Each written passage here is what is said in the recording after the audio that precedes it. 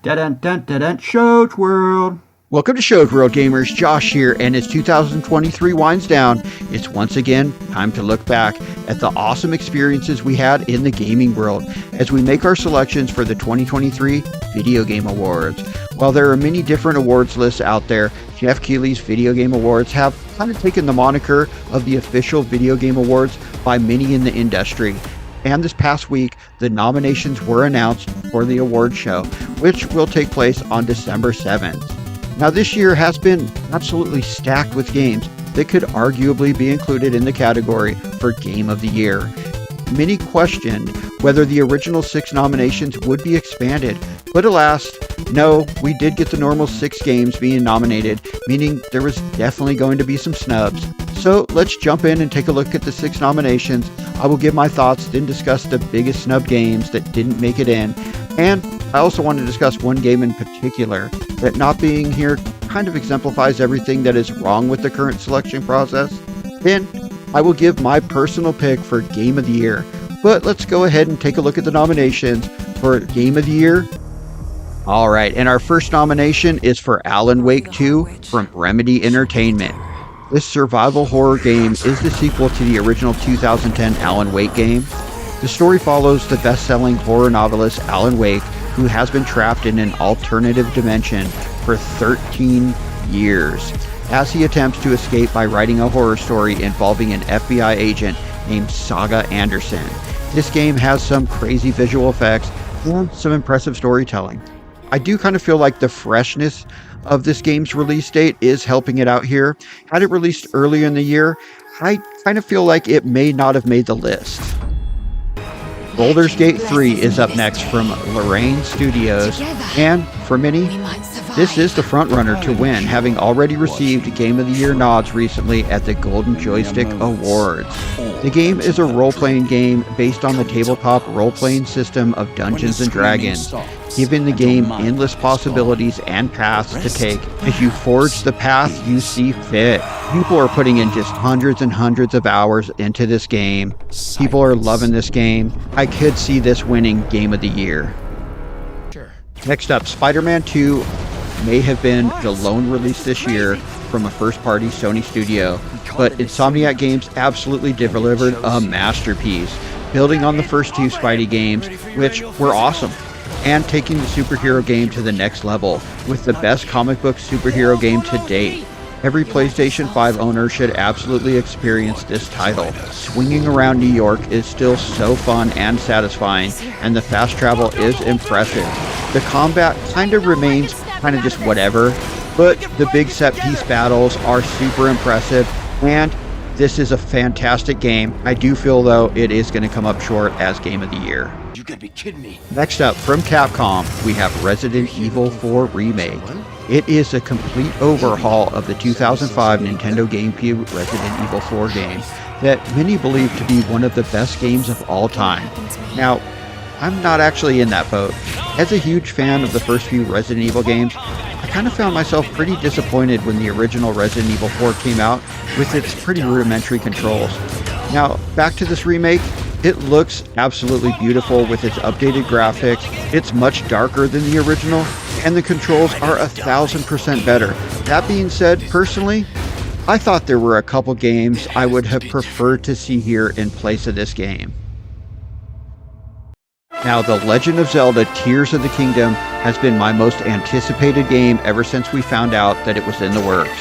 Nintendo's sequel to their best-selling Legend of Zelda game, Breath of the Wild, was under some early heat before launch for just kind of being an add-on or DLC for Breath of the Wild.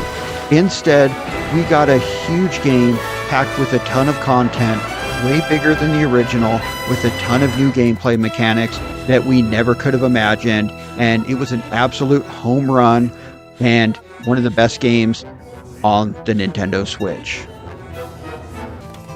And the last game nominated was Super Mario Bros. Wonder. And with this game, Nintendo absolutely proved everybody wrong. Something Nintendo seems to kind of have made a successful business model out of doing.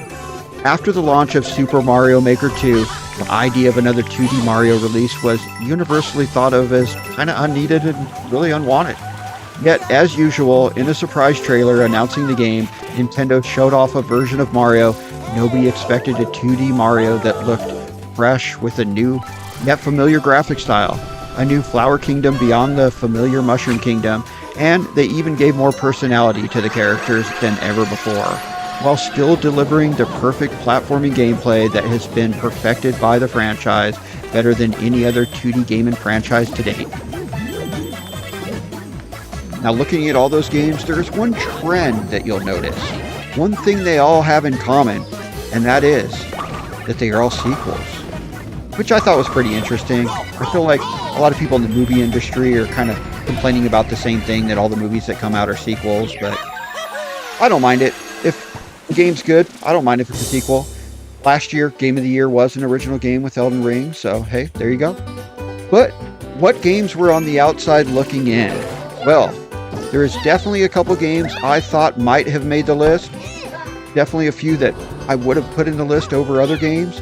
But let's go ahead and take a look at the games that I thought may have or should have been on the list, at least been nominated for the Game of the Year award. We're going to start with Final Fantasy XVI. This was the next big epic release in Square Enix's biggest franchise, taking the franchise in a whole new direction in the gameplay department. The game that for many gamers introduced them to the classic turn-based role-playing gameplay style was ditching that for a full action hack-and-slash style action RPG gameplay style.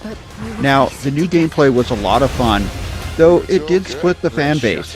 The story was an absolute top-notch story. The voice acting was fantastic, with this iteration of Cid instantly becoming a series favorite for many gamers. The graphics and soundtrack were absolutely phenomenal. Honestly, it's shocking that this game was not at least nominated for Game of the Year. Next up, Armored Core 6 Fires of Rubicon, released this year from last year's Game of the Year Elden Ring developer From Software. The game is a mech game where you assemble your mechs from a wide variety of parts and weaponry to soar freely through missions, battling enemies and huge bosses with dynamic movement that makes full use of ranged and melee combat, forcing thought-out strategy as the game will challenge even seasoned gamers with steep, challenging gameplay. The game is an absolute masterpiece, but it does kind of do the same thing over and over, so I can see why this game, with such a busy year, didn't make the list. But I mean, it's still such a good game. Any other year, I think this game would have been nominated, but it's just a really packed year. Now, Diablo 4 is an online multiplayer action role-playing game from Blizzard Entertainment. Players create a character from one of 5 playable classes and complete quests online with friends as they play through procedurally generated dungeons.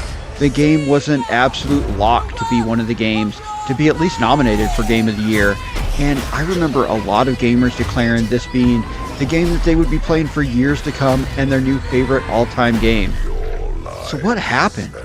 Well, a lack of content after release and updates that slowed down player progress upset the community and kind of killed this game altogether.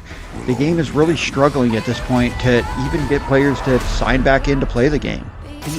Now, Starfield was a huge, long-awaited release from Bethesda Game Studios, promising one of the most ambitious gaming experiences we have ever played.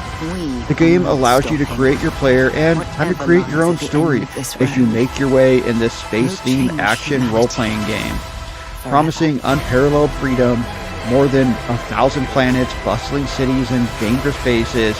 Of course, the hype was more than what was delivered, although I do believe out of the games we are going to talk about today, in a few years, this will be the game people are still playing, and it will be a much better game. It just needs to grow into what it will end up being. Now, lastly, Hogwarts Legacy was developed by Avalanche Software, and I think this was the biggest snub, and it should have been nominated for Game of the Year, but it didn't even get a nomination for any awards, period, which, it's just crazy. This is a fantastic game. This is by far the best Wizarding World game to date. The game is an open world action role playing game where you create your Witcher wizard and enter your first year at Hogwarts School of Witchcraft and Wizardry as a 5th year, set 100 years before the events of the Harry Potter films during the Goblin Uprising. The game is just absolutely awesome. It's a must play. A lot of gamers pass on the game because of non-gaming reasons, which sucks for Avalanche Software, which they have nothing to do with those things. I do feel like the Metacritic score was affected also by those things, which is disappointing, and those Metacritic scores have a lot to do with who gets nominated, and I think that may have been what ultimately costed this game. Your legacy begins now. Hogwarts Legacy. Safe to say, 2023 has been a fantastic year, packed with games, and while I have had a lot of fun playing a bunch of really fun games, this year I still have a list of games I still can't wait to spend time playing. But looking back on the year, if I had to pick my game of the year, there was one game that rose above all the others, literally sending me high into the skies above Hyrule, and then in a surprising twist, far down into the depths below. And of course, that game was The Legend of Zelda: Tears of the Kingdom. The game was fantastic, with an absolute ton of stuff to do without ever getting that open world fatigue. This is an absolute must play. The new building mechanic is so much fun. The addition of more big optional bosses, in addition to the Lynels like the 3-headed dragons, and more hidden areas in secrets than ever before. The game is so open-ended, not just with the order you do things, but how you do things, letting you be creative to solve puzzles and advance through the game, creating your own personal style of gameplay. The Legend of Zelda: Tears of the Kingdom is my 2023 Game of the Year, but I would love to hear your picks or thoughts in the comments, and thanks for joining us today, gamers. Coach World, out.